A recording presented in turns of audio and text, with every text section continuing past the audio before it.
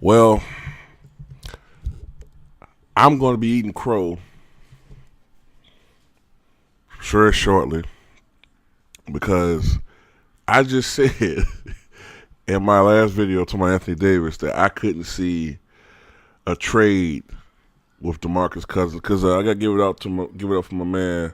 My man Daryl Sloan was the one that first informed me about this rumor about Boogie DeMarcus Cousins being traded to the Pelicans, and I was thinking, well, the only way they could a trade like that would work if they trade Davis straight up for him, and I don't see why Davis would okay a trade going from one bad team to another team just as bad, just about, right? And they pulled it off, man. I had to wait because I wanted ESPN to confirm it because, as some of you guys might remember, last week I did a video, which is actually wrong, by the way, but I was basing it on information that, that seemed accurate, that Jahlil Okafor was traded from Philadelphia to the Bulls. That turned out to be incorrect. So I wanted to wait until I see a definitive source verify this, and ESPN did it, and that's it. So the trade officially is DeMarcus Cousins to the Pelicans for Buddy Hield, Tyreke Evans, who's going back to Sacramento, where he was Rookie of the Year, I believe, Langston Galloway, one future first-round pick, and one second-round pick. So what does this mean? Well, this means that the Pelicans have all of a sudden got the best front court in the NBA by far, and they've improved exponentially. Are they a championship caliber team? I don't think so. I don't think they're a championship caliber team, but they do improve. Right now, they're 23-34 on the year. Now, with this addition, they're just a couple of games out of the 8th seed in the Western Conference. This might be enough. It should be enough, in my opinion, to push them into the playoff to contention. Now, you gotta get these guys acclimated with one another, playing with each other. I don't know how these things how they might mesh with one another, but it remains to be seen. I know one thing: if I were a playoff team, and these guys are just starting to get more acclimated and play with each other better around the time playoffs starts, if they are so fortunate to get the playoffs, I wouldn't want to play against this team. But it's interesting that just a couple of weeks ago, the Kings, the owners were saying by no means were they going to trade DeMarcus Cousins. Then all of a sudden, I think because of some type of rant that he went on about the Warriors or something following a game, and then the 17th technical of the season was resulted in a one-game suspension, and they've been having more issues rethinking DeMarcus Cousins' temperament, and that's it.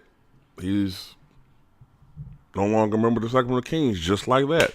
Just introduced during their All-Star game as a All-Star from Sacramento. I didn't like the way they did that, though, man, because it's like you basically got rid of him just when you could sneak and get rid of him. Like, let's get rid of him right now. While he's just finished an All-Star game, let's break this trade. I mean, like, we no longer want your services. Whatever, I'm pretty sure he could use this as motivation. DeMarcus Cousins, I don't like the way this trade went down. I thought the timing though was fucked up. Wow, I'm shocked. I didn't see this coming. I didn't think that DeMarcus Cousins would be traded before Carmelo Anthony. Okay, and it's starting to even look like Anthony may not be traded. But you never know with the way that the NBA is right now. And Cousins didn't want to be traded. Now, this is another thing. I know a lot of fans like to get on these players and say they're not loyal to their teams. You know, you're disloyal. You make all this money, you run to this team. And sometimes I get into that too, talking about LeBron. You know, but I'm not necessarily talking about loyalty to a team. I'm talking more about loyalty to the fan base and stuff like that, or to the owners. I'm not talking about to the owners. I'm talking more to the team, the fans, and whatever. But these owners aren't loyal. These owners see these players as property, and if you voice your opinion in any way, shape, or form, they'll get rid of you.